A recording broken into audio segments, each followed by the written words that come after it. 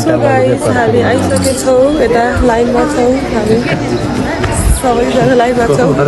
र यो कन्यालाई हेर्न सक्नु लाइनमा छौँ एकदम लामो लाइन छ अब 1 घन्टा लाग्छ कि 2 घन्टा लाग्छ आइरहनु एकदम लामो नै लाइन छ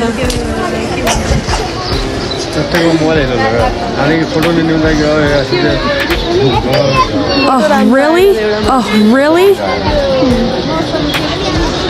सो हामी पशुपतिनाथको छेउमा आइसकेछौँ भित्र चाहिँ पस्नु छैन र भित्र गइसकेपछि तपाईँहरू हेर्न सक्नुहुन्छ हाम्रो पशुपतिको गेट ढोका तर हामी यो बाटो जान्छौँ अब यहाँ पुगिसकेछौँ अझै 10 मिनटमा भित्र पुग्छौँ अब यहाँभित्र मोबाइल अलाउ हुँदैन सो तपाईँहरू पनि आउँदा केयरफुल हुनु होला तपाईँहरू आउँदा पनि केयरफुल हुनुहोस् यहाँ मोबाइल चोरी पनि हुन सक्छ यति भिडमा आफ्नो कति भिड छ कति धेरै भिड छ पशुपतिमा चाहिँ यस्तो कुनै दिन छैन जुन दिन खाली होस् भनेर अहिलेसम्म मेरो एक्सपिरियन्समा अब खै तपाईँहरूको एक्सपिरियन्समा चाहिँ के रहेछ ल अब हामी छिन्नेछौँ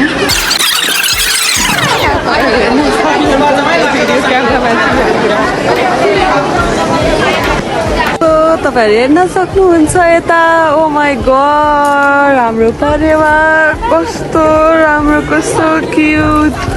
ओ माई गड यहीँ बसौँ जस्तो भएको छ हेर्नुहोस् त सकेपछि अब हामी खानातिर लाग्छौँ गाइस सो गाइस हामी बल्ल आइपुग्यौँ होटेल खाना खानलाई अब खाना खान बसेको एउटा चाहिँ एउटा भ्यू हेर्दै